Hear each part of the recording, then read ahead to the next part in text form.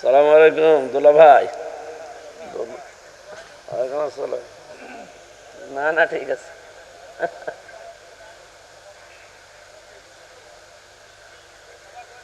দাবিটা বেশি করে করেন।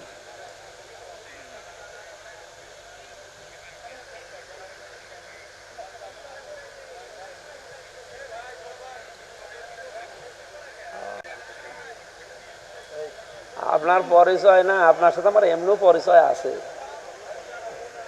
আমি আপনার বাড়িতে যাইছিলাম না রামসার কাজীপুরে, আমি 2 বার গিয়েছি।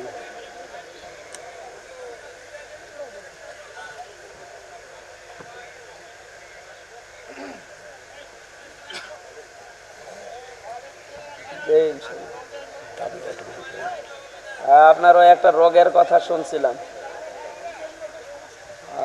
হ্যাঁ হ্যাঁ হ্যাঁ, আলহামদুলিল্লাহ।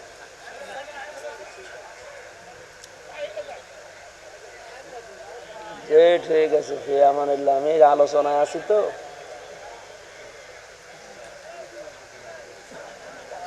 জি, আল্লাহ হাফেজ। আসসালামু আলাইকুম। এই বাংলাদেশে অনেকের নামে আমরা দেখি খালি চাঁদাবাজির কথা শুনলে, একজনের জিনিস নিয়ে নিয়ে এটা শুনলে খালি এক দলের প্রতি আর এক দলের প্রতি এই যে কাদা ছোড়াছড়ি চলছে। আরে ভাই, আপনাকে আগে বাস্তবতা বোঝা লাগবে। যে লোকটার কাছ থেকে 15.5 বছরে আপনি কত কিছু নিয়েছেন, নিজের বিবেককে জিজ্ঞাসা করেন। এই মানুষগুলো যদি এখন সেগুলো ফেরত পায়, ফেরত নিয়ে নেয়, সে তো আর জোর জবরদস্তি করে নেয়নি, তার নিজের জিনিস সে নিয়েছে। এরকম কিছু যদি হয়ে থাকে তাহলে হাদিসের এই 2টা শাস্তি তার জন্য না। আমি আবার বলছি, আমি নিজে একজন ভিকটিম। এই 15.5 বছরের ভেতরে, বিশেষ করে 3 বছর জেলে থাকাকালীন আমার বাবার বৈধ সম্পদ, এবং আমি চাকরি করতাম আকিজ গ্রুপে, খতিব ছিলাম, সেখান থেকে তারা অবৈধভাবে বহু টাকা এমনিতেই নিয়েছিল। নাকি আমার কাছে টাকা পাইতো? বলেন। আমার ধরার পরে বলেছিল 50টা মামলা দেব, এক্ষুনি 10 লাখ টাকা দেওয়া লাগবে। বাবা তো গ্রাম্য মানুষ, জমি জায়গা বিক্রি করে যা তা করে ওরে 8 লাখ সঙ্গে সঙ্গে দিয়েছিল। ও শয়তান, তারপরও আরেকটা মামলা দিয়েছে। এভাবে খেপে খেপে বাবার কাছ থেকে প্রায় 32 লাখ টাকা নিয়েছে। আকিজ গ্রুপের কাছেও নিয়েছে প্রায় 30-32 লাখ। 3 বছরে বলেন তো, এত টাকা যারা নিল ওই টাকার মালিক তো তারাই, আর ওগুলো বৈধ মালিক। এখন যদি ওই টাকাগুলো আমি ফেরত চাই, আমার অন্যায় হবে? কারণ জিনিস তো আমারই। আপনি তো জোর করে জবরদস্তি করে উল্টাপাল্টা মামলা দিয়ে টাকাগুলো নিলেন। এখন আপনার বিরুদ্ধে মামলা দিলে ওই টাকা যদি সরকার আমারে ফেরত দেয়, আমার দোষ কিসের? আমার জিনিস আমি ফেরত পেয়েছি। কয়েকদিন আগে যে সিরাজগঞ্জ গোল চত্বরে বসেছিলাম, তারেক জিয়া সাহেবের গ্রামে গিয়েছিলাম এক মাহফিলে, গাবতলী থানা না, ওই গ্রামে গিয়েছিলাম আগস্টের 5 তারিখের আগে।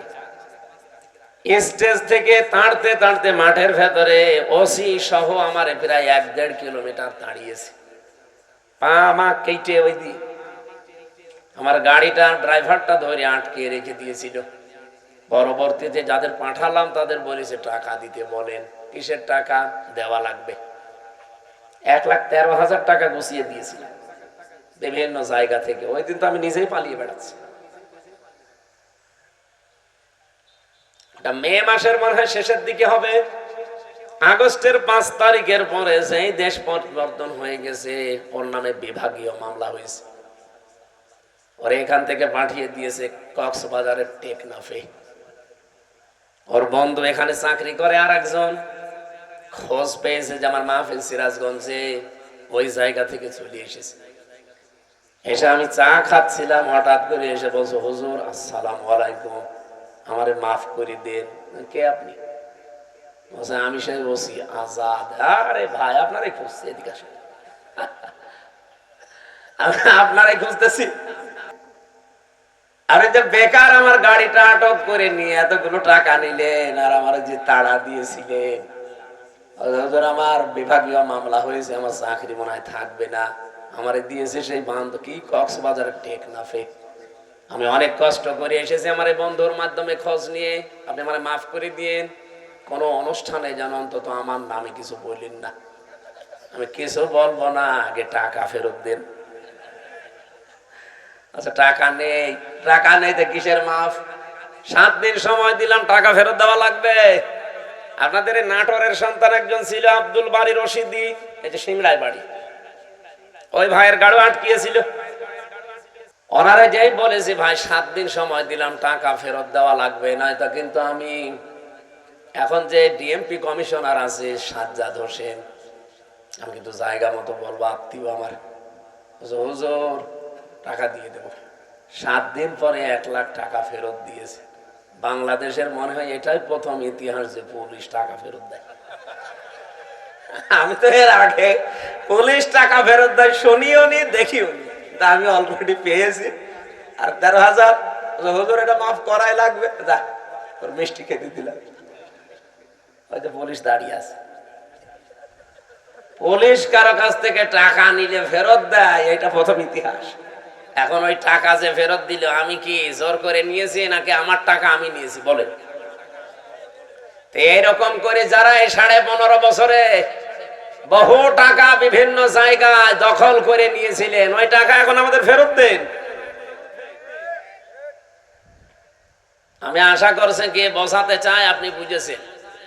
সুতরাং যারা এতদিন মাল কামিয়েছেন, বাংলায় বললাম, এই টাকাগুলো যার কাছ থেকে নিয়েছেন তার ফেরত দিয়ে দিন, নাই তো সে আপনার কাছে যে নেবে তখন তার নামে আপনি বদনাম বের করবেন, উনি জোর জবরদস্তি করে, সাদাবাজি করেছে, তার জিনিস ফেরত দিয়েছে।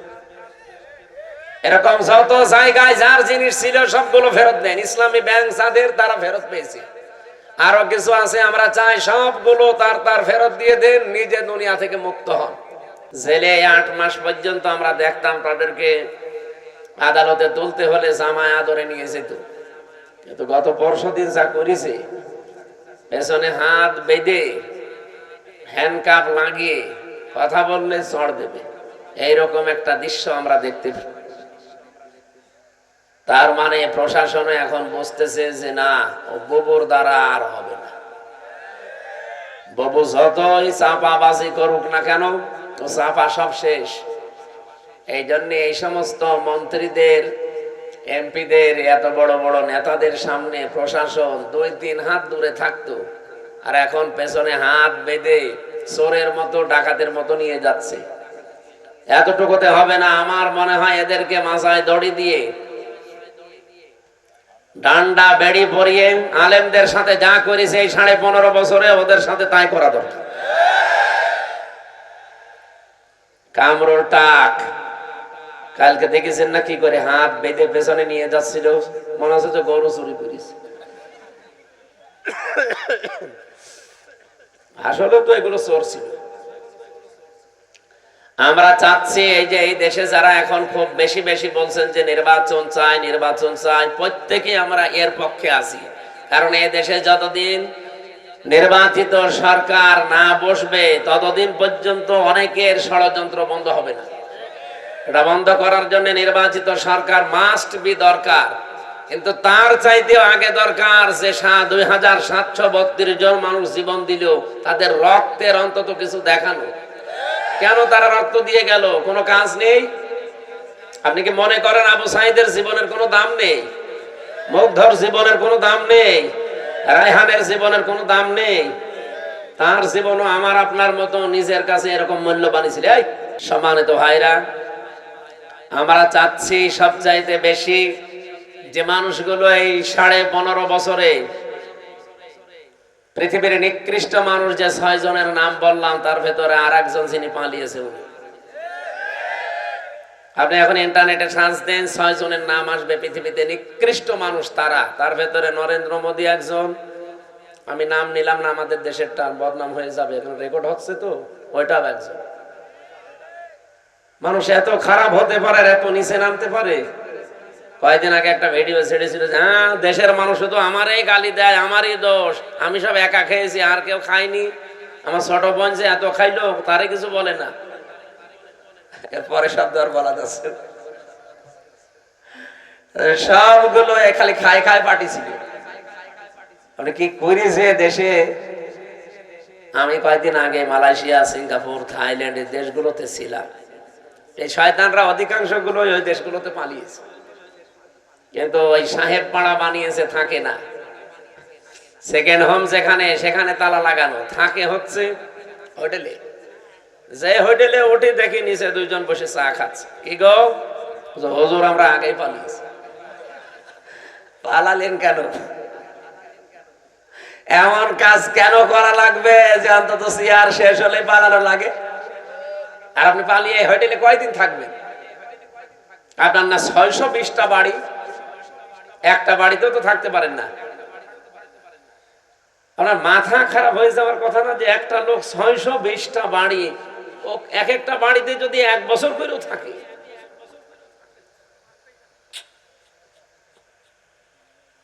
এই টাকাগুলো বাইরের দেশে পাচার না করি, এগুলো যদি বাংলাদেশে কর্মসংস্থান তৈরি করতেন।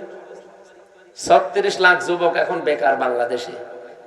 এই মানুষগুলো দেখলাম বাইরের দেশে যে রাস্তা ঝাড়ু দেয়, রুটি বানায়, থালা বাসন মাজে, পায়খানা ছাড়বে।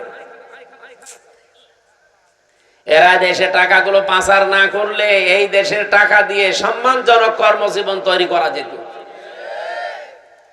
কিন্তু নিজেও এখন আর ভোগ করতে পারছেন না। আমাদের কপালেও আপনারা আগুন লাগিয়ে গেলেন।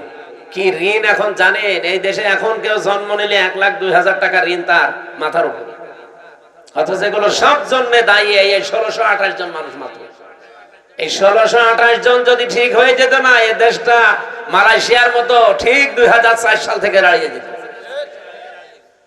মালয়েশিয়ার মতো দেশ এই বাংলাদেশের চাইতে প্রায় 5 ডবল এত বড় দেশ, অথচ এরকম সমতল ভূমি খুব কম, শুধু পাহাড় আর পাথর। এরকম একটা দেশকে মাহাথির মোহাম্মদ দাঁড় করিয়ে দিয়েছে বিশ্বের বুকে আছে। আর আমরা যে জায়গায় ছিলাম আরো নিচে নামতেছে, বলে ডিজিটাল হয়েছে। কিসের ডিজিটাল? টাল হয়ে গেছে। যারা আমরা চাই নির্বাচন কালকেই দিয়ে দেন, কিন্তু 1628 জনের একজনও চেয়ারে থাকা যাবে না। যারা জালেম ছিল, জালেমের দোসর ছিল, সবগুলো তাড়াতাড়ি নামিয়ে দেন, নতুন মানুষ ওখানে বসান। এই 15.5 বছরে যারা বৈষম্যের শিকার ছিল, এই মানুষগুলোকে নিয়ে সেখানে বসান। কালকে নির্বাচন দিয়ে দিন, কালকে সুষ্ঠু হবে। এই 1628 জন কারা? যারা এই 15.5 বছরে এই কাজ কারবার করেছিল। এই শুধু নাটোরের জেলার ডিসি গেছে কুষ্টিয়ায়, কুষ্টিয়ারটা এসেছে কুড়িগ্রাম, কুড়িগ্রামেরটা চট্টগ্রাম, এই পাল্টিয়েছে। এখনো পর্যন্ত জালেমদের যতগুলো বিচারপতি, জজ, সব তারাই আছে প্রায়। এগুলোকে আপনি মনে করেন যেগুলো মানুষ ছিল? এই কালকে একটা বিচারপতির ভিডিও দেখছিলাম, ও এখনো পর্যন্ত হাসিনার গুণগান গায়। ওর নাম হচ্ছে শেখ আহমেদ জমাদার। আমার মনে হয় ওরা যদি কুকুরও দেখে, কুকুরও ঘৃণা করবে। পৃথিবীতে স্বৈরাচার যারা হয়ে যায়, তাদের কয়েকটা ক্ষতি সামনের সম্ভাবনা দেখা দেয়। তার 1 নম্বরে পৃথিবীর প্রত্যেকটা সৃষ্টির ভেতরে আল্লাহ একটা ঘৃণা তৈরি করে দেয় তার প্রতি।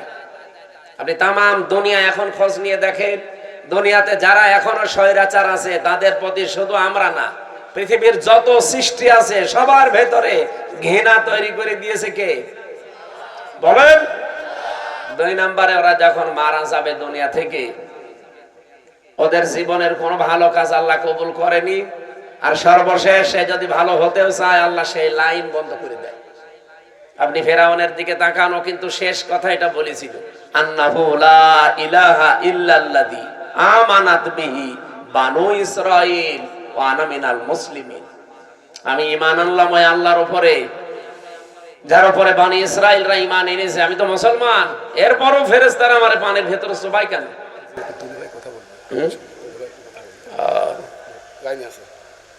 সালাম আলাইকুম দুলা ভাই। না না ঠিক আছে।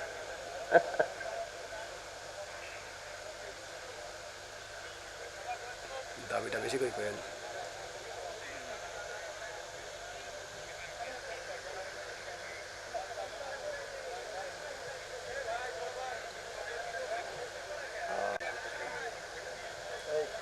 আপনার পরিচয় না, আপনার সাথে আমার এমনিও পরিচয় আছে।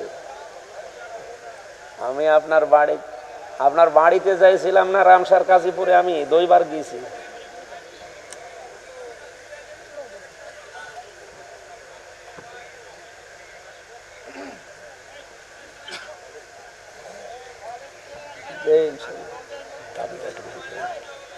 আপনার ওই একটা রোগের কথা শুনছিলাম। হ্যাঁ হ্যাঁ হ্যাঁ, আলহামদুলিল্লাহ।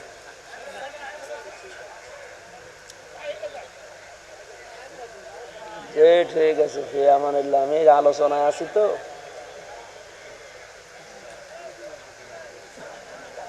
জি, আল্লাহ হাফেজ। আসসালামু আলাইকুম। আল্লাহ রাব্বুল আলামিন ডাক দিয়ে বলেন, আল আন, এখন, আকাদা আসাইতা ক্বাবলু ওয়া কুনতা মিনাল মুফসিদিন, এর আগে তুমি বড় সন্ত্রাসী ছিলে, স্বৈরাচার ছিলে, ফ্যাসাদকারী ছিলে। জমিনে তোমার জন্য আমার বান্দা বান্দিরা আতঙ্কে ছিল। এখান থেকে আমি তাফসিরে ফি জিলালিল কোরআনে পড়েছি, পৃথিবীতে কোন মানুষের কারণে যদি আল্লাহর সৃষ্টি জগৎ আতঙ্কিত হয়ে যায়, ওই লোকটাকে আল্লাহ সবচাইতে বেশি ঘৃণা করে। এটা 15.5 বছর এটা বেশি ছিল। এমন এমন মানুষ আমরা দেখেছি যাদের জন্য মানুষেরা আতঙ্কগ্রস্ত ছিল। কি, আমি তো নাটোরের খবর খুব বেশি জানি না, কিন্তু শিমুল সাহেবের জানি। ওনার নাম শুনলেই মানুষ আতঙ্কিত হয়ে যেত। কি জানি না, কিন্তু ভেতরে অবশ্যই এরকম কিছু আছে। দলু সাহেবের মতো মানুষটা ওনার সাথে পেরিয়ে দেয়নি। আপনি চিন্তা করতে পারেন, দলু বাংলাদেশে যদি 20 জন থাকে তার ভেতরে একজন অন্তত, আর সে পর্যন্ত এর সাথে পারে না। তার মানে এই লোকটা কি আপনারা নিজেরাও ভালো জানেন। ইন্নামা নুমলি লাহুম লিয়াজদাদু ইসমা, মানুষ যখন পাপ করতে করতে সীমা ছাড়িয়ে যায়, আল্লাহ পাক বলেন আলাহুম আযাবুম মুহিন, তার জন্য অপমানজনক নেককার শাস্তি, নেককার অপমানজনক শাস্তি আমি একটার পর একটা রেডি করে রাখি। কোরআনের 2টা আয়াত আমার কয়েকদিন আগে আমার নজরে এসেছে। এর আগে আমি বহুবার পড়েছি, কিন্তু এইটা এইভাবে যে আছে আমি জানতাম না। বাংলাদেশ সহ বিশ্বের যতগুলো দেশে আমারে নিয়ে গেছে, আমি যেহেতু একটা বড় গ্রুপে ছিলাম, আকিস গ্রুপে, ইনাদের মাধ্যমে বিশ্বের বহু দেশে আল্লামা সাইদের মতো আল্লাহ রাব্বুল আলামিন ওনাদের ওসিলায় কোরআনের দাওয়াত নিয়ে যতগুলো দেশে গেছি, যতগুলো আন্তর্জাতিক সেমিনারে, বিশ্ববিদ্যালয়ে, আমি এই আয়াতটা আমার নজরে এতদিন হাজার হাজার বার পড়েছি, কিন্তু না, এখন আমার কাছে এই তথ্যগুলো আসার পর একটা আশা সঞ্চার হয়। সূরা আলাম নাসর 5 এবং 6 নম্বর আয়াত একটু ভালো করে শুনেন, দেখেন আপনার কাছে একটা অন্যরকম অনুভূতি আসবে। কোরআনের কথা কোনো মিথ্যা নেই, 100 ভাগ সত্য, নাকি 98 ভাগ। আল্লাহ পাক বলেন, ফাইন্না মাআল উসরি ইসরা, ইন্না মাআল উসরি ইসরা, 2 বার রিপিট করলেন। আর উসরুন মানে কষ্ট। এই শব্দের আগে আল্লাহ পাক দিয়েছেন আলিফ লাম। কোন শব্দের আগে আলিফ লাম আসলে 4টা অর্থ বের হয়। 1 নাম্বার, এটা নির্দিষ্ট করার জন্য, এটা মারেফা। এর আগে আল্লাহ মা দিয়েছে, এর আগে ইন্না দিয়েছে, এর আগে ফা দিয়েছে। তাফসিরে মুফাসসিরিন ইকরাম 42টার উপরে আমি বসে বসে মিলিয়েছিলাম যে দেখি কোনটার কি বক্তব্য আয়াতের ব্যাপারে। আমার আশ্চর্য লেগেছে, ফি জিলালিল কোরআন মুফাসসির বোঝাতে চেয়েছেন, পৃথিবীতে কোনো মানুষ যদি একটা কষ্ট সহ্য করে 3টা কারণে, এই এদিকে তাকান, হচ্ছে না, আপনি যদি দুনিয়ায় কষ্ট পেয়ে থাকেন একটা কারণ, কয়টা? না, 3টা। কষ্ট পেলেই হবে না, কষ্ট যদি আপনি পেয়ে থাকেন 3 কারণে। আল্লাহ কষ্টের পরে কথা বলতে গিয়েছেন ইসরা, এর আগে আলিফ লাম দেয়নি, এটা নাকেরা, অনির্দিষ্ট শব্দ।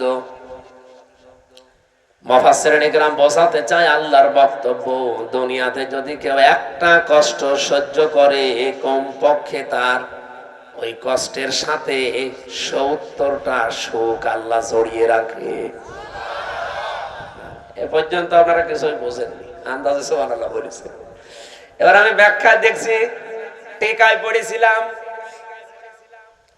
একটা কষ্ট যদি কেউ সহ্য করতে পারে দুনিয়ার এই ময়দানে, কারণ কয়টা বললাম? বলেন বলেন। তিন কারণের বাইরে যদি কষ্ট পান, তার জন্য আপনার জন্য ৭০টা সুখ আল্লাহ রেডি করবে না? নেই।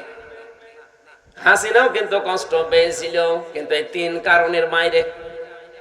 এবার আসেন তো, এই তিন কারণের কষ্ট আমাদের জীবনে আছে কিনা।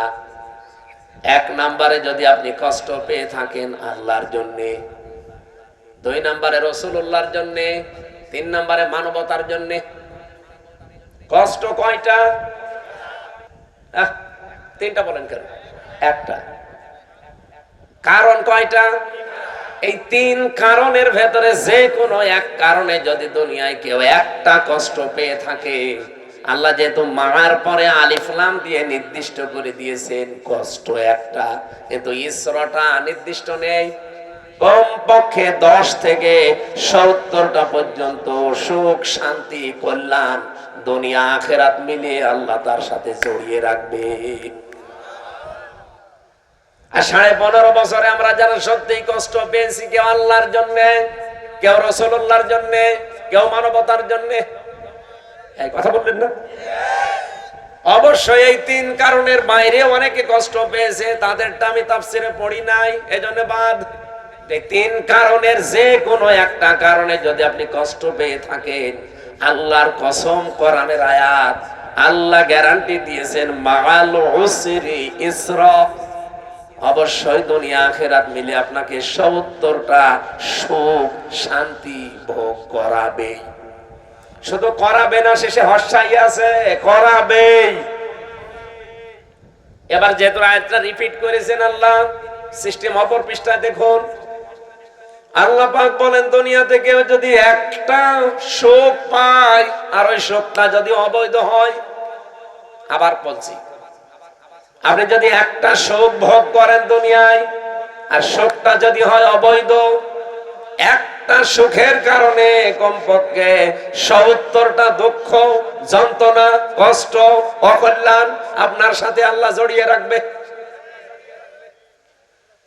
এবার আমি একটা একটা করে উদাহরণ বলছি। পৃথিবীতে অনেকেই কিন্তু সুখ পেয়েছে, অবৈধ সুখ, যেমন এই যে পরকীয়া প্রেম করে সুখ পায় না, না এই এলাকায় সব নেই? যারা পরকীয়া প্রেমে লিপ্ত আছেন, আপনিও সুখ পেয়েছেন, শান্তি পেয়েছেন, কিন্তু এটা কি বৈধ না অবৈধ? বলেন বলেন। এরকম অবৈধ সুখ একটা যদি ভোগ করে থাকেন, আপনাকে আল্লাহ কষ্ট দেবে, দুঃখ দেবে কয়টা? ৭০টা। আমি এবারে মিলান, এই 15.5 বছরে যারা ক্ষমতায় ছিল, বৈধ ভাবে না অবৈধ? তাহলে সুখ তারা পায়নি। বলেন বলেন। যত সুখ পেয়েছে সব বৈধ সুখ না অবৈধ? আপনি এবার হাসিনা থেকে শুরু করে যারা ছিল বলেন, এই 15.5 বছরে যদি অন্তত 50টা সুখ পেয়ে থাকে, আমি কি সুখের নামগুলো বলবো? আরে সুখের নাম বলার দরকার কি? আপনি তো সুখ পেয়েছেন।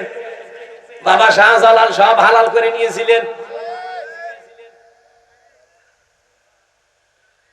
যেটা আপনার না, জোর করে সেটা আপনি দখল করে নিয়েছিলেন। নবীজির হাদিস আমি পড়েছিলাম প্রথমে, এটা হযরতে আবু যর থেকে বর্ণিত। বিশ্ব নবী বলেন, মানিদ্দাআ মা লাইসা লাহু ফালাইসা মিন্না ওয়ালিয়াতাবাব্বা মাকআদাহু মিনান নার। মুসলিম শরীফের হাদিস। এদিকে তাকান। এক নম্বরে নবীজি বলেন, দুনিয়ার এই ময়দানে যেটা তোমার না, জোর করে যদি ওটা কেউ জোর জবরদস্তি করে দখল করে নেয়, 2টা শাস্তি তার জীবনে মাস্ট বি হবে। এক নম্বরে ওই দিন থেকে ফালাইসা মিন্না, ও আমার উম্মত থেকে বের হয়ে গেছে। 2 নম্বরে ওয়ালিয়াতাবাব্বা মাকআদাহু মিনান নার। আল্লাহ পাক বলেন, নবীজি বলেন, এটা মুসলিম শরীফ যে নবীজির কথা, ও নিজের জায়গা যেন জাহান্নামে একটা লিখে বরাদ্দ করে রেখে দিয়েছে। হ্যাঁ, এখানে হাদিসের ব্যাখ্যায় মুহাদ্দিস যারা, তারা ব্যাখ্যা করতে গিয়ে দিয়েছেন, যে জিনিস আপনার না, ওইটা যদি আপনি আবার নিয়ে নেন, আপনার জন্য এই দুইটা শাস্তি। কিন্তু আপনার জিনিস যদি কেউ দখলে রাখে, ওইটা যদি আপনি ফেরত নেন, এটার জন্য আপনার ওই দুইটা শাস্তি নেই। বোঝেননি? আমি জানি না। আপনার যে জিনিস দখল করে নিয়েছে একজন, আপনি যদি এখন কিছু পেয়ে ওইটা আবার নিজের আয়ত্তে নিয়ে নেন, আপনার জন্য হাদিসে বর্ণিত ওই দুইটা শাস্তির একটাও হবে না। কিন্তু যে জিনিস আপনার না, জোর করে যদি আপনি নিজের দখলে দুনিয়ায় নিয়ে নেন, আপনি ওই দিন থেকে নবীর উম্মতের বাইরে চলে গেছেন। আপনি নামাজ পড়তে পারেন, রোজা রাখতে পারেন, হজ করতে পারেন, কিন্তু নবীর উম্মত আপনি আর নেই। হ্যাঁ, কিন্তু ওটা যদি আপনারই ছিল, দখল করেছিল একজন, সেটা আপনি আবার ফেরত পেয়েছেন, আপনার জন্য শাস্তি না? এই বাংলাদেশে অনেকের নামে আমরা দেখি খালি চাঁদাবাজির কথা শুনলে, একজনের জিনিস নিয়ে নিয়ে এটা শুনলে খালি এক দলের প্রতি আর এক দলের প্রতি এই যে কাদা ছোড়াছড়ি চলছে। আরে ভাই, আপনাকে আগে বাস্তবতা বোঝা লাগবে। যে লোকটার কাছ থেকে 15.5 বছরে আপনি কত কিছু নিয়েছেন, নিজের বিবেককে জিজ্ঞাসা করেন। এই মানুষগুলো যদি এখন সেগুলো ফেরত পায়, ফেরত নিয়ে নেয়, সে তো আর জোর জবরদস্তি করে নেয়নি, তার নিজের জিনিস সে নিয়েছে। এরকম কিছু যদি হয়ে থাকে, তাহলে হাদিসের এই দুইটা শাস্তি তার জন্য না। আমি আবার বলছি, আপনি আমি নিজে একজন ভিকটিম। এই 15.5 বছরের ভেতরে, বিশেষ করে 3 বছর জেলে থাকাকালীন, আমার বাবার বৈধ সম্পদ, এবং আমি চাকরি করতাম আকিজ গ্রুপে, খতিব ছিলাম, সেখান থেকে তারা অবৈধভাবে বহু টাকা এমনিতেই নিয়েছিল। নাকি আমার কাছে টাকা পাইতো? বলেন। আমার ধরার পরে বলেছিল 50টা মামলা দেব, এক্ষুনি 10 লাখ টাকা দেওয়া লাগবে। বাবা তো গ্রাম্য মানুষ, জমি জায়গা বিক্রি করে যা তা করে ওরে 8 লাখ সঙ্গে সঙ্গে দিয়েছিল। ও শয়তান, তারপরও আরেকটা মামলা দিয়েছে। এভাবে খেপে খেপে বাবার কাছ থেকে প্রায় 32 লাখ টাকা নিয়েছে। আকিজ গ্রুপের কাছেও নিয়েছে প্রায় 30-32 লাখ।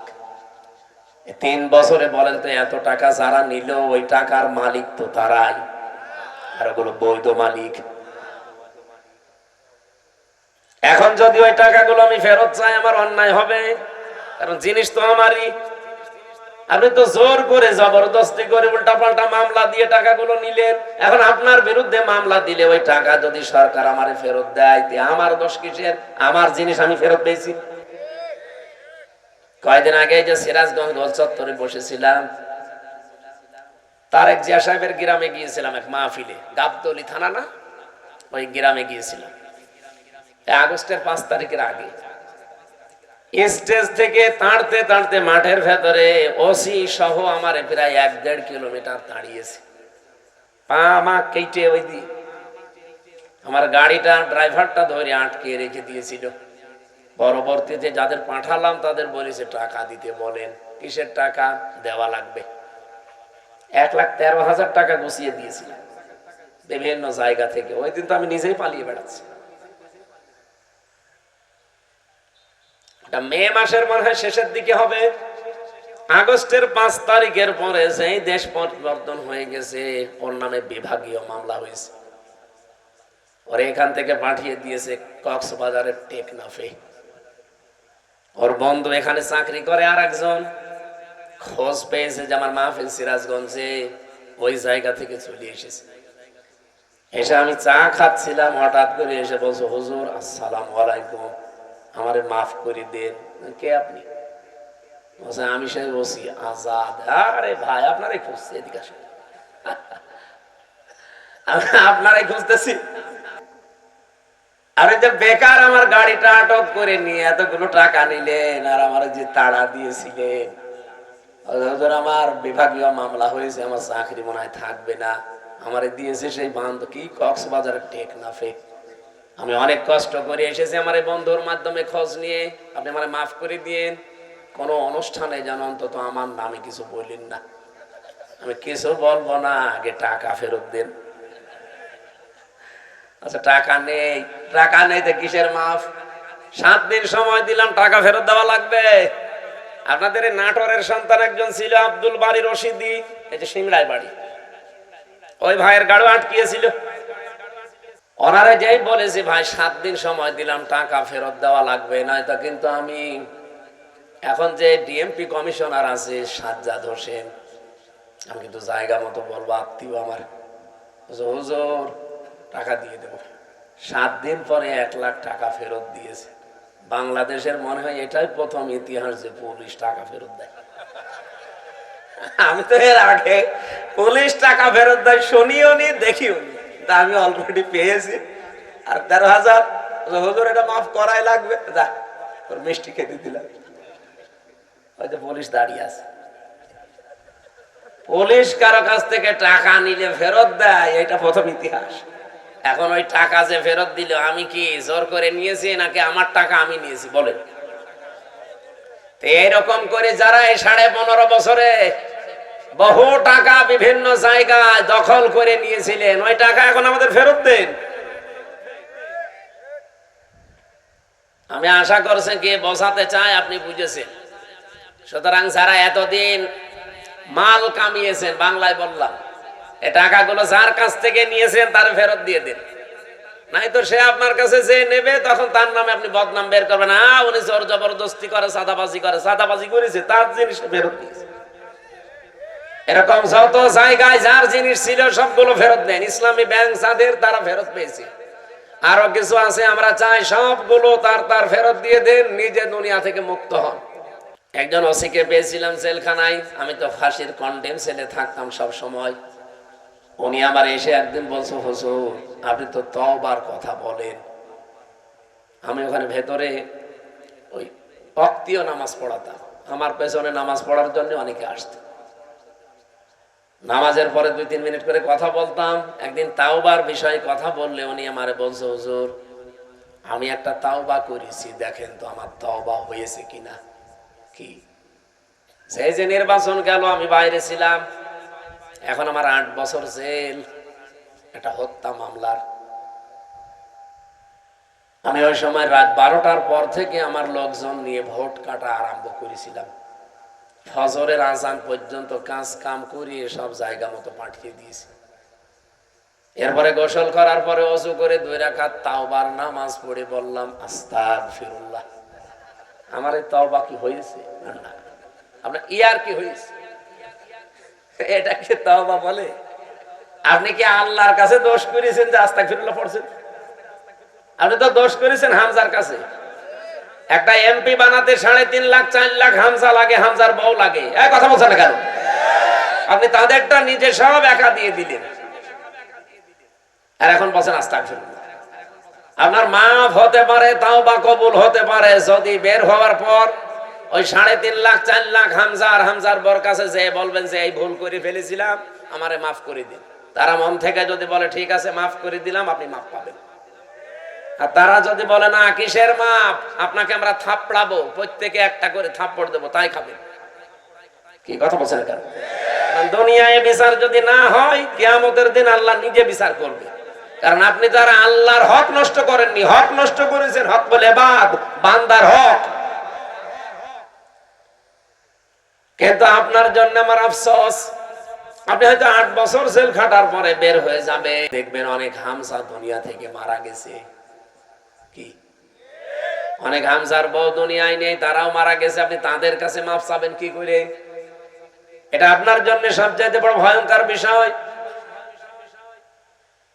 15.5 বছরে যারা অবৈধ সুখ পেয়েছেন, একটা আপনার জন্য 70টা অপমান অপেক্ষা করছে। এই কথা বলে ঢাকা, আমি এটা বানিয়ে বলছি। সূরা আলাম নাসরা 5 এবং 6 নম্বর আয়াত বাড়িতে মিলিয়ে দেখবেন এই কথাগুলো আছে। দুনিয়াতে যদি কেউ অবৈধ একটা সুখ ভোগ করে থাকেন, মাস্ট বি তার জীবনে কমপক্ষে 70টা অকল্যাণ, দুঃখ, কষ্ট আমার আল্লাহ এর সাথে সাথে রেডি করে রেখেছেন। এই জন্য আল্লাহ মার পরেই দিয়েছেন ওসুর। আল্লাহ মাটা না দিলে অর্থ হয়ে যেত ইন্নাল উসরি ইসরা, অর্থ হয়ে যেত। কেন আল্লাহ ইন্নার পরে মা দিলেন? আমি চিন্তা ভাবনা করে কোরআন পড়ি, আন্দাজে কোনো বিষয় আমার ভেতরে যায় না, আমি পড়িও না ওইভাবে যে আমি পড়িয়েই যাব, আন্দাজে না, যে কোনো শব্দ নিয়ে আমি চেষ্টা করি এর একেবারে নিচে যাওয়ার।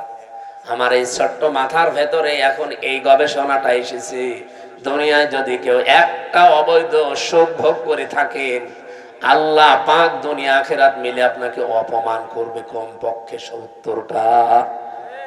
এতদিন যারা এগুলো ভোগ করেছেন, বলেন তো এই 15.5 বছরে যদি 50টা সুখ ভোগ করে থাকেন, তাহলে এক একটা 70টা হলে 50টা সুখ ভোগ করলে কতগুলো অপমান? হ্যাঁ, 350, 3,500, 3,500 দুঃখ কষ্ট অপমান ও কল্যাণ আপনার দুনিয়াতে আখেরাতে মিলে আল্লাহ দান করবে। তারপরে চট করে ঢুকে পড়বেন, অবশ্য এখনই চট করে চলে আসবে। আরে ভাই, এতগুলো দুঃখ আপনি কে নেবে? আপনার কি, আপনার তো বাবা নেই, বাবা কি ভোগ করবে? আপনার জীবনে ভোগ করা লাগবে। এক একটা সুখ ভোগ করার কারণে কি সুখে ছিলেন এবার নিজে মিলান। 15.5 বছরে যারা সুখ পেয়েছেন, একটা অবৈধ সুখের কারণে 70টা করে কষ্ট আপনার পেছনে লেগে আছে। এই জন্য মা আছে যারা আরবি গ্রামার বোঝে, জিজ্ঞাসা করেন।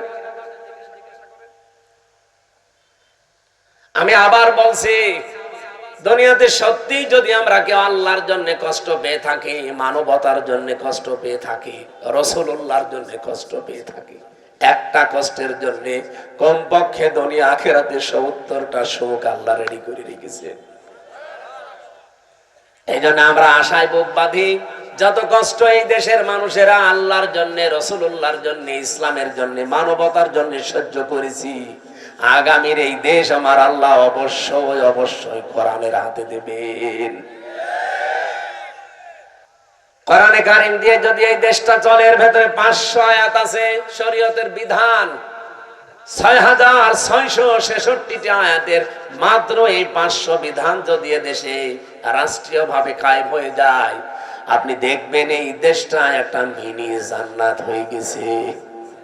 মরণের পরে জান্নাত পাওয়া যাবে সেটা তো অনেক পরে।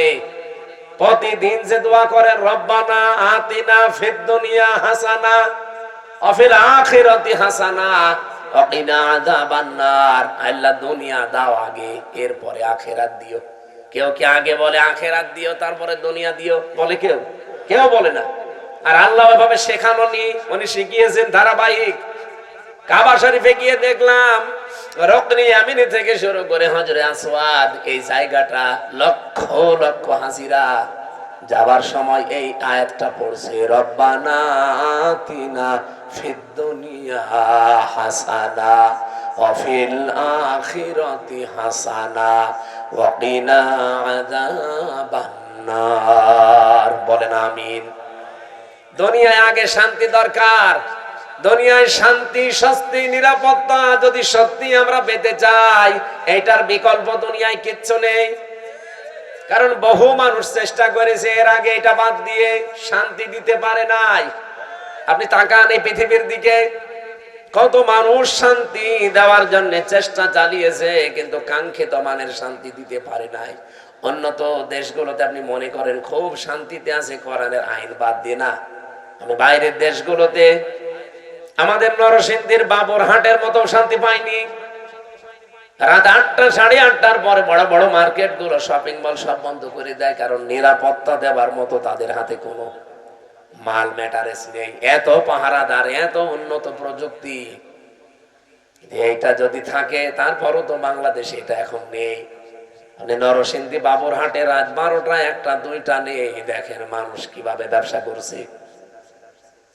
হযরত ওমর জানিয়েছিলেন, কোরআনের 500 আইন যদি পৃথিবীতে কায়েম হয়ে যায়, হাজরে আসওয়াদ থেকে হাজরা মাউত পর্যন্ত, সানাই থেকে হাজরা মাউত, এ বিশাল রাস্তা, একজন সওদাগার লক্ষ লক্ষ টাকার মালামাল নিয়ে চলতে থাকবে, একজন যুবতী মেয়ে পোড়া শরীরে গহনা গাঁটি নিয়ে চলতে থাকবে, ওর মনের ভেতরে একটা ভয় কাজ করবে না, শুধু আল্লাহর ভয় বাদে অন্য কারো।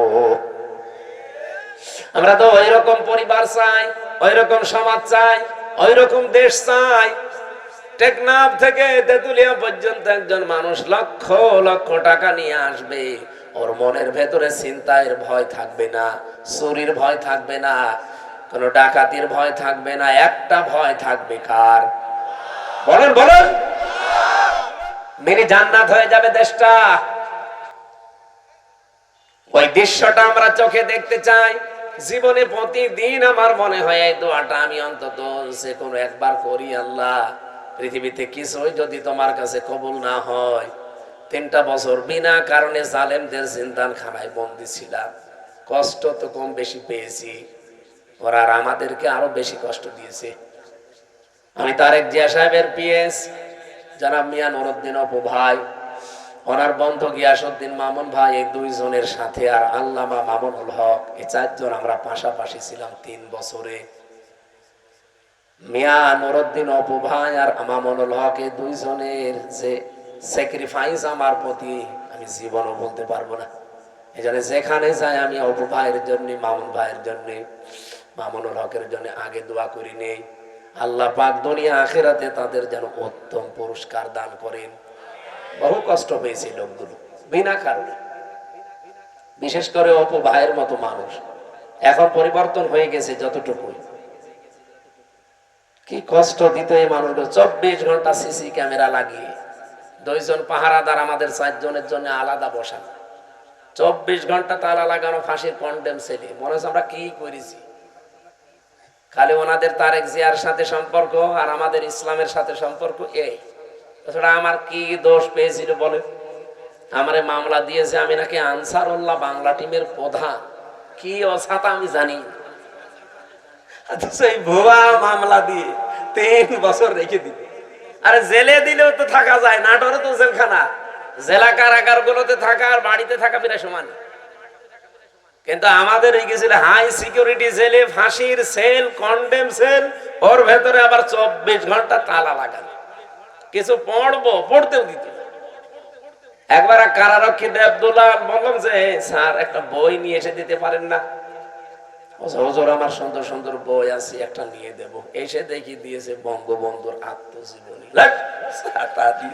এটা পড়ি করবো কি? না, অনেক জ্ঞান আছে এর ভেতরে। পড়েছিলাম, ওরাটা কি করবো, কোনো বই নেই তো, সারাদিন সারা রাত ওই বই। কয়েকদিন পরে থেকে আবার দায়িত্বে এসেছে, বললাম যে ওই বই শেষ হয়ে গেছে, আর একটা ভালো বই নিয়ে এসে দেন। এবার নিয়ে এসে বঙ্গবন্ধুর ছেলেবেলা। আপনি আর বই পান না? ওখানে বঙ্গবন্ধু কর্নারে শুধু এই বই আছে। পরের দিন আর একটা বই দিল, বঙ্গবন্ধুর চীন সফর। রাগ করে বললাম আপনি আর কোনো বই নিয়ে আসবেন, আপনি যদি পারেন, হিন্দু মানুষ তো আপনার কাছে তো বলে লাভ নেই, কোন মুসলমান কারারক্ষী অন্তত দায়িত্বে আসুন। আশরাফুল বলে একজন আসলো, ওর এখানে নাম লিখা, মনে করলাম যাক, এরা আর কিছু না খান, হালকা পাতলা ইমান তো আছে। বললাম যে ভাই আপনি একটু তাফসীর নিয়ে এসে দেন তো। সারাদিন এই বসে থাকা, 24 ঘন্টা তালা লাগানো, আপনি তো একটু সূর্যের আলো নিতে দেন না। আল্লাহর ইশারা 2টা তাফসীর নিয়ে এসেছে দেখি, ফিজিলালিল কোরআন আর তাফহিমুল কোরআন। এই পৃথিবীতে 42টার উপরে তাফসীর আছে, সবচাইতে বেশি আমি ভালোবাসি এই 2টা তাফসীরকে, আর আল্লাহও মিলিয়ে দিয়েছে এই 2টায়। ওখান থেকে বসে বসে যতগুলো বিষয় আমি নোট করেছিলাম, ওরা তো লিখতে দেয়নি ভালোভাবে, চুরি করে করে যা করেছিলাম ওইটা আজকের তেলাওয়াতকৃত আয়াতের ভেতরে হালকা আছে।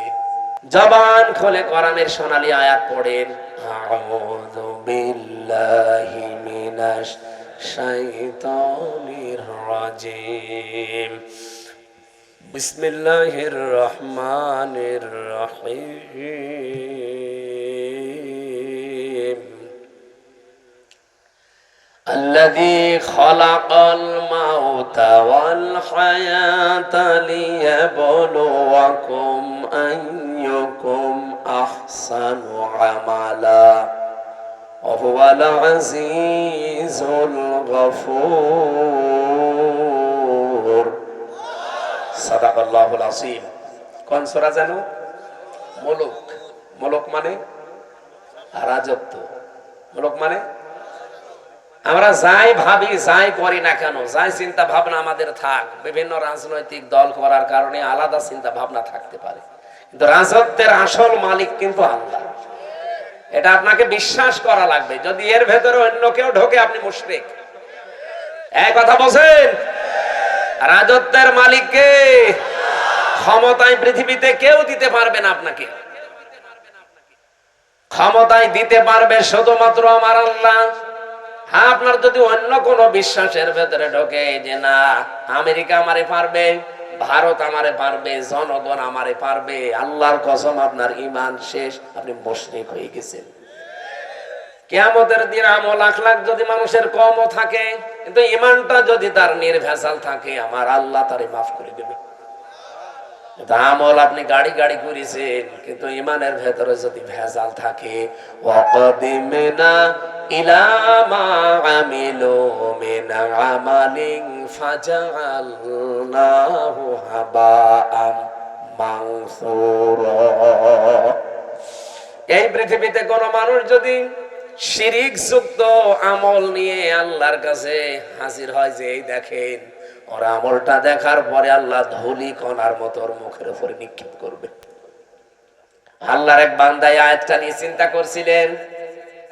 এক বাজারে গেছে বাজার করার জন্য, হঠাৎ বাজারওয়ালা দোকানদারকে 100 টাকার একটা নোট দিয়ে বাজারগুলো সদাইগুলো দিয়ে দেন। উনি এভাবে উলট পালট করে বলছে, হুজুর টাকা চলে না, অচল টাকা, এর মাঝে যে একটা দাগ থাকার দরকার ওটা নেই, এটা জাল টাকা, ভেজাল, আপনি নিয়ে যান, অন্য সময় দিয়ে যাবেন। যেই বলেছে এটা জাল অচল, উনি সেন্সলেস হয়ে গেছে। লোকজন এসে বলেছে, দোকানদার এই লোকটাকে মেরেছেন, বলছে না আগে ওর হুঁশ ফেরান। পানি দিয়ে বাতাস দিয়ে যখন হুঁশ ফিরিয়ে এসেছে, পরে জিজ্ঞাসা করছে, ভাই আপনি অজ্ঞান হয়ে গেলেন কেন? লোকটা বলছে, দেখেন ওকে আমাকে কিচ্ছু বলে নাই, মারিও নাই, বকা বকিও করে নাই, শুধু টাকা দিয়েছিলাম, টাকাটা উলট পালট করে বলছে এটা জাল টাকা, অচল, চলে না। আমার জীবনে একটা ধাক্কা লেগেছে যে আমারও তো একটা টাকার নোট আছে, তার নাম হায়াত। তার নাম কি বলেন বলেন?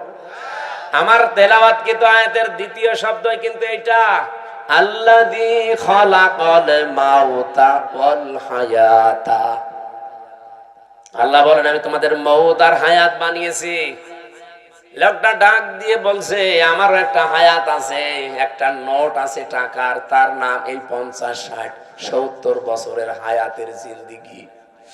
আমি যদি এখনই মারা যাই, রব্বুল আলামিন যদি আমার হায়াতটা হাতে করে বলে, বান্দা এটা অচল, চলে না।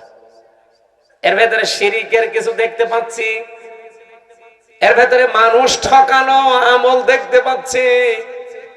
এইরকম ভেজাল আমল দিয়ে, এরকম ভেজাল জীবন দিয়ে আমার জান্নাতে যাওয়া যাবে না। এই চিন্তা করে আমি সেন্সলেস হয়ে গেছি। ও নাটোরবাসী, আমরা কোথায় আছি বলেন তো? তারাও তো মানুষ ছিল। কুল্লু নাফসিন যায়িকাতুল মাউত ওয়া ইন্নামা তুওয়াফাউনা উজুরাকুম ইয়াউমাল কিয়ামাহ। সূরা আলে ইমরান 4 নাম্বার পারা 13 নাম্বার পৃষ্ঠা 13 নাম্বার লাইনের 185 নাম্বার আয়াতের প্রথম অংশে আছে। এটা তাফসীর ইবনে কাসিরে পাবেন। রব্বুল আলামিন বলেন প্রত্যেকেই কিন্তু মারা যাবে। এদিকে তাকান। এখানে যারা আমরা আছি খুব বেশি হলো আর 60 বছর, 70 বছর, খুব বেশি হলো 100 বছর পরে একজনও থাকবেন না। নতুন মানুষ এই জায়গায় এসে জমিন চাষ করবে, কথা বলেন না কেন? মানে 100 বছর পরে আমরা যারা এখানে আছি, নারী পুরুষ সবাই কবরের বাসিন্দা। মাত্র 100 বছর। আর যদি 200 বছর পরে আপনি এই নাটোরের এই জাঠিয়ান এলাকায় এসে যদি বলেন এই বাড়ি আমার, ওই বাড়িতে ওই সময় যারা বসবাস করবে তারা আপনাকে চেনে না, কি? আর আপনিও তাদেরকে চেনেন না, কিন্তু বাড়ি ঘর আপনার, আপনি চিনতে পারছেন। এখন এসে যদি বলেন এই বাড়ি আমার, আল্লাহর কসম আপনাকে ঢুকতে দেবে না। আমি আমার নিজেরটা বলছি, এটা কোরআন আমার সামনে, আমি জেলখানায় গিয়ে এগুলো আরো বেশি উপলব্ধি করতে পেরেছি, কারণ একা একা থাকতাম। আমার বাবার নাম রিয়াজউদ্দিন, তার বাবার নাম জাহান আলী, তার বাবার নাম নমাজ আলী। এরপরে আমি আর চিনি না, সত্যি কথা বলছি, এরপরে পুরুষ আমি আর চিনি না। আর আমি নমাজ আলীকে দেখি নাই, আমি জাহান আলী পর্যন্ত দেখেছি। এখন এই নমাজ আলীর বাবা মাত্র 70-72 বছর আগে মারা গেছে। এই লোকটা এখন যদি এসে বলে কুষ্টিয়ায় এই 2 তলা বাড়ি আমার, এই ভিটা আমার, ওর দাঁত মুখ খুলে ফেলবো না। ভণ্ডামি করা যায়? কিসের নমাজ আলীর বাপ আপনি? আমি তো নমাজ আলীকে চিনি না। এক কথা বলছে না কেন? বলেন তো আমার বাবা রিয়াজউদ্দিন, জাহান আলী, নমাজ আলী, তারপরে না চিনি না? আমি তাও 3 পুরুষ পর্যন্ত বললাম। এ ভাইরে জিজ্ঞাসা করুন তো, 3 পুরুষও পারবে না? খুব 2টা পারবে মনে হয়। তাহলে ওনার 3 পুরুষের আগে 4 নাম্বারটা যদি এখন এসে নাটোরে ওনার বাড়িতে বলে যে এটা তো আমার বাড়ি ছিল, আমি এখানে থাকতে চাই, কসম আল্লাহর যত বড় দাড়ি হোক ও বাড়ি উঠতে দেবে না। বলবো আপনার জায়গা না থাকলে মসজিদে থাকেন, সকালবেলা চলে যান। এই যে পাশের জেলা রাজশাহী, 3 দিন আগের ঘটনা কি ঘটেছে দেখেছেন? 4টা ছেলে মেয়ে ডক্টর, অথচ ট্রেনের নিচে মাথা দিয়ে মরে গেল। 4টা ছেলে মেয়ে, 8 মাস আগে তার বউটা মারা গেছে। না, আমি শুধুমাত্র ওই ছেলে মেয়েকে দোষ দেই না, এই বাবারও দোষ আছে। কারণ কোরআনে কারিমের যে নির্দেশগুলো ছিল সন্তান হওয়ার পরে 11টা, আপনি খালি জন্ম দিয়ে ছেড়ে দেবেন তা না। ওই 4টা ছেলে মেয়েকে যদিও কোরআনে বর্ণিত 11টা শিক্ষা দিত, যে বৌমা 2টার কারণে লোকটা আত্মহত্যা করলো, ওই রকম বউ ছেলেরা 14টা বাদ দিয়ে দিত। আমাদের জাতির পিতা হযরত ইব্রাহিম আলাইহিস সালাম তার সন্তান ইসমাইলকে বলেছিলেন যে তোমার ঘরের চৌকাঠটা পাল্টিয়ে ফেলো, তার মানে তোমার এই বউর আচরণ ভালো না, এরে পাল্টিয়ে ফেলো। উনি কিন্তু বুঝে ফেলেছিলেন যে বাবার মনে দুঃখ দিয়েছে। এজন্য এখানে একটা মাসলা বের হয়, আপনার বাবা যদি ইসলামী কোনো কারণে আপনার বউ বাদ দিয়ে দিতে বলে, বাবার কথা অনুযায়ী বউ বাদ দেওয়া যায়, কিন্তু 4 কারণে। আপনি বাবা ওই যে যৌতুকের টাকা পাইনি এই জন্য বাদ দিতে বলছে, ওই রকম বাবার কথা মানা যাবে না। এরকম বাবা আছে না, যে চাহিদা ছিল সে পর্যন্ত হয়তো পূরণ করতে পারেনি। এমনকি অনেকে এই যে বরযাত্রী নিয়ে যাওয়ার সময় ছেলের বাবা এই কথা বলে যে বিয়ায় আমি কিচ্ছু চাই না, শুধু 500 লোক খাওয়াবেন। আপনি কি ফকির নাকি? আর বরযাত্রী যাওয়ার এই সিস্টেমটা বন্ধ করা দরকার। এটা ইসলাম না, এটা হিন্দুদের কালচার। কোথায় পেয়েছেন এই সিস্টেম? বরযাত্রী ইসলামে আছে, ইসলামে আছে অলিমা। অলিমা ছেলের বাড়ি হয় না মেয়ের বাড়ি হয়? আর যে বরযাত্রী কোন বাড়ি? কোথায় পেয়েছেন ঘন্টামি? এটা বাদ দেওয়া লাগবে আজকে। যারা এখানে আছেন মুসলমান, অন্তত অন্য ধর্মের লোক নেই, আজকে থেকে হিন্দুদের এই কালচার বাদ। কোন বাড়িতে কেউ বরযাত্রীর দাওয়াত দিলে যাবেন না। বলে না ও হারাম, আমি খাবো কোন কারণে? কারণ মেয়ের বাবা যদি মন থেকে আপনাকে কিছু না দেয়, যা নেবেন একটা পান নিলেও পানটাও হারাম। আর আপনি মরণের খাওয়া খান, যে 10 পিস করে গোস্ত খায়, তারপরও বলে না কিছুই হয়নি। তোর হবে কি করে? ও তো রাক্ষস। বরযাত্রী যাওয়া যাবে? গিয়েছেন কোনদিন? এটা বন্ধ করা লাগবে। অলিমা করবেন, অলিমা করা যায় যাচ্ছে। আমি এই কথাটা 3-4 বার বলতাম না, কারণ আমার ছেলে নেই, আমার 3টা মেয়ে, আমার আবার বাঁচা লাগবে না। যদিও ইসলামেও আছে, তারপরও আমার নিজেরও বাঁচা লাগবে ভাই। বারবার করে বলছি বরযাত্রী যাওয়া, অলিমা করা হয় ছেলের বাড়িতে, ছেলের বাবারা খুশি না। এই যে এই লোকটা ট্রেনের নিচে মাথা দিয়ে মরে গেল, এই যদি ছেলে মেয়েকে আল্লাহর পরে মা বাবার স্থান, এটা যদি কোরআন থেকে হাদিস থেকে ছোটবেলা থেকে শিখাতো এই দিনটা, তাহলে এই 2টা ছেলে ওর বউ দরকার হয় বাদ দিয়ে দিত, তারপরও বাবাকে ভাবে বাড়ি থেকে বের করে দিত না। লোকটা সারাদিন বাড়িতে জায়গা পায়নি, শেষ পর্যন্ত স্টেশনে না খেয়ে সারাদিন ছিল, সকালবেলা যে মরে গেছে। এরকম সন্তান যেন কারো না হয়। আরে সন্তানের তো শুধু দোষ না ভাই, আপনি ওইভাবেই তৈরি করেছেন তাকে।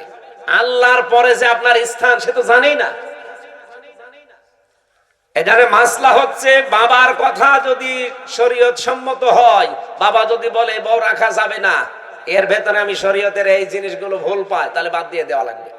কিন্তু মায়ের কথা শুনে বউ তালাক দেওয়া জায়েজ নেই। এই মাসলাটা মনে রাখবেন। বাবার সম্মান কিন্তু মায়ের চাইতে খুব বেশি না, 3 গুণ বেশি মায়ের মর্যাদা। কয় গুণ?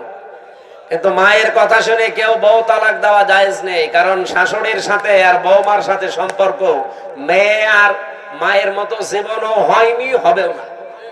আর যেখানে হয় সেটা একেবারে সোনায় সোহাগা। শাশুড়ি যারা এসেছেন বৌমা যদি আপনার ছেলেকে ভালোবাসে বেশি, তার সাথে অন্তত অন্তরঙ্গ থাকে বেশি, অনেক শাশুড়ি বলে আমার বৌমা আমার ছেলের দখল করে ফেলেছে। আরে আপনার তো নামাজের সেজদায় পড়ে শুকরিয়া আদায় করা দরকার যে আপনার ছেলে অন্তত শুধু বউ নিয়ে ব্যস্ত থাকে, অন্য জায়গায় লাইন করে না। ছেলের সুখের জন্য একটু ছাড় দেওয়া যায় না? এখানে যারা শাশুড়ি বসে আছেন অবশ্যই আপনাকে ছাড় দেওয়া লাগবে, কারণ আপনার ছেলের সুখের জন্য 10 মাস 10 দিন আপনি কষ্ট করেছিলেন, 22 থেকে 25 বছর একাধারে কষ্ট করলেন। এখন আরেকজনের হাতে অন্তত সে আছে, তার সুখের জন্য একটু স্যাক্রিফাইস করা লাগবে আপনাকে। এরকম শাশুড়ি আমরা চাই। এরকম মা আমাদের দরকার নেই। এই মার এদিকে মন পাওয়া যায় না, ওদিকে বর মন পাওয়া যায় না, শেষে আমরা রোগী হয়ে যাই। এরকম পরিবার দেশে নেই? বলেন নেই না? সম্মানিতা শাশুড়ি যারা আছেন, আপনাদের আমি হাতে পায়ে ধরে বলছি, আপনার বৌমার সাথে আপনি মেয়ের মতো ব্যবহার করেন। পরিবারে হানকা শান্তি আনতে হলে এটা আপনার লাগবে। খালি খাই খাই নাই নাই এ করে করে যে অশান্তি তৈরি করে রাখেন ছোটখাটো জিনিস নিয়ে। হয়তো বৌমার জন্য 1000 টাকার দিয়ে একটা শাড়ি কিনেছে, মায়ের জন্য 800 টাকা দিয়ে, 200 টাকা কম বেশি, এই ঝগড়া চলছে। আমি কি বেশি বলে ফেললাম? এরকম পরিবার দেশে নেই?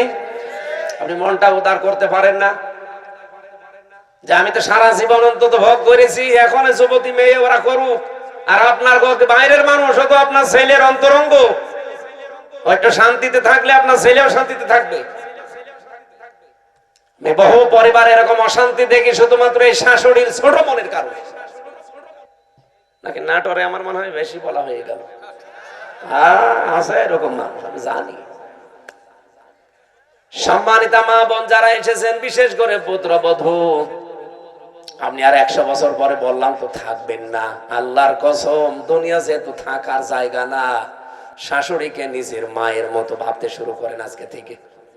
এত মুরব্বী মানুষের কিছু উল্টা পাল্টা হতেও পারে, নিজের মা বাবা ভুল করলে তো মাফ করে দেন। আর অন্যের মা এখন মনে করছেন শাশুড়ি তো আমার মা না, কিছু হলে স্বামীর কানে তুলে দেন, তার মনটাও তো খারাপ হয়ে যায়।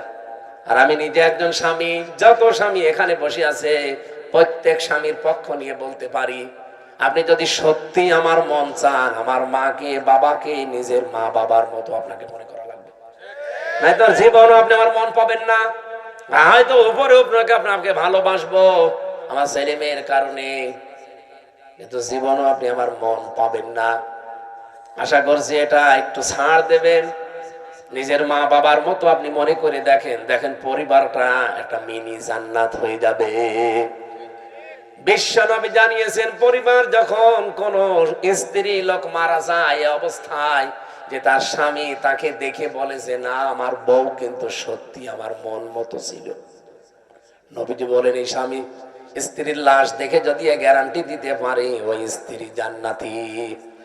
নামাজ পড়ে নাই, রোজা রাখে নাই, পর্দা করে নাই, কথাগুলো এখানে নেই। খাদিজাতুল কুবরার পুরা জীবনী পড়লাম, জীবনে 1 ওয়াক্ত নামাজ পড়েননি, একটা রোজা রাখেননি, জীবনে একদিনের জন্য পর্দায় থাকেননি, জীবনে একটা হজও করেননি, একটা টাকা যাকাতও দেননি, কিন্তু তাকে আমার আল্লাহ নিজে সালাম পাঠিয়েছেন। এই একজন মাত্র মহিলা পৃথিবীতে যাকে আল্লাহ নিজে সালাম দিয়েছেন, আর নিজে জান্নাতে ঘর বানিয়ে তার জন্য সুসংবাদ পাঠিয়েছেন এই একটা মাত্র মহিলা।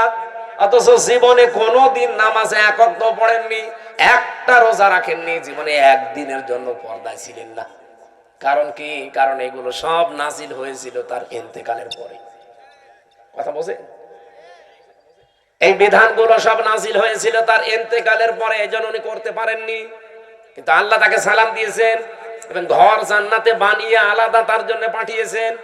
এমন একটা ঘর খাদিজার জন্য আল্লাহ বানিয়ে রাখলেন যে ঘরের ভেতরে কোনো নয়েজ নেই, কোনো আওয়াজ নেই, গোলমাল মুক্ত। তার জীবনী পড়তে গিয়ে আমি ব্যাখ্যায় পেয়েছি এটা একটাই মাত্র কারণ। কি?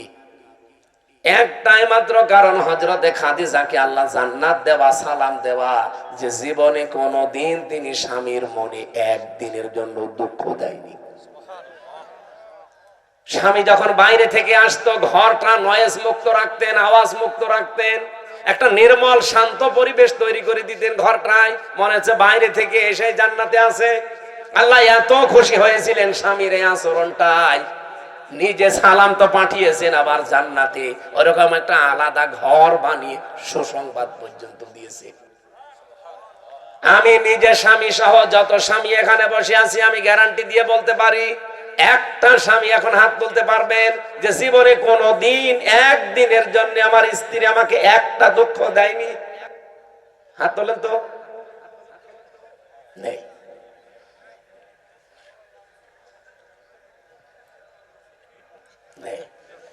এই দুইজন তো হাত তুলতে পারে। ক্যামেরা এদিকে মারে না, আমি হাসির জন্য বলি নাই, চিন্তা করে দেখেন আমিও হাত তুলতে পারলাম না, যদিও ম্যাডাম মনে হয় দেখছে, যা করে করুক, কপালে যা আছে হবে। কি আশ্চর্য মেয়েরা, এই যে হাজার হাজার মহিলারা বসে আছে, ওরা মনে করে নামাজ পড়লে রোজা রাখলে আর কালো বোরকা পড়লে আমি জান্নাতি। কে বলেছে আপনাকে? খাদিজা তো জীবনে এক ওয়াক্ত নামাজ পড়েনি, একটা রোজা রাখেনি, একটা দিনের জন্য পর্দা ছিল না জীবনে। কোন দিন একটা দিনের জন্য, একবারের জন্য স্বামীর মনে তিনি দুঃখ দেয়নি। এরকম স্ত্রী তৈরি করা দরকার না? এখানে যারা বসে আছেন, আল্লাহ যেন খাদিজার মতো তৈরি করে দেন আপনাদের, বলেন আমিন। না, সিস্টেমটা যদি উল্টিয়ে ফেলি, ওরা যদি বলে হুজুর এটা একটু বলেন তো, এখানে এমন কোন স্বামী আছে কিনা যে জীবনে একদিনের জন্য স্ত্রীকে একটা দুঃখ দেয়নি? একটা প্রতিদিন 20টা করে দুঃখ দিচ্ছে। আমাদেরকে হযরতে আলীর মতো হওয়া লাগবে। আল্লাহ আমাদেরকে এই মানুষগুলোর জীবনের সামনে রেখেছেন কেন? শিক্ষা নেওয়ার জন্য। পরিবারটা জান্নাত হয়ে যাওয়ার কথা, অথচ 100টার প্রায় 99টা পরিবার এখন শান্তি নেই। সে আলেম বলেন, হুজুর বলেন আর জেনারেল বলেন, সবগুলো এখন অশান্তি, এই শুধু ছোট মনের কারণে। আমি দুনিয়ার একটা হিসাব দিচ্ছিলাম, আমি নিজের দাদা দাদার বাবাকে পর্যন্ত আর চিনতে পারছি না। 200 বছর পরে আমিও যদি কুষ্টিয়ায় আমার ওই বাড়িতে এসে বলি এই বাড়ি আমি বানিয়েছিলাম, আল্লাহর কসম 200 বছর পরে যারা ওখানে বাস করবে আমারে কুষ্টিয়ায় ঢুকতে দেবে না। এই হচ্ছে দুনিয়া। আল্লাহ এর পরের অংশে দিয়েছেন, ওয়া ইন্নামা তুওয়াফাউনা উজুরাকুম ইয়াউমাল কিয়ামাহ। ও পৃথিবীর মানুষেরা, বুঝে শুনে কাজ কারবার করবা, যা করো না কেন এইটা কিন্তু তোমারে দেওয়া হবে। যা করবা এইটাই তোমাকে দেওয়া হবে। ফামান যুহজিহা আনিন নার, এইটা বলার জন্য আমি এ পর্যন্ত আসলাম, ভালো করে শুনবেন।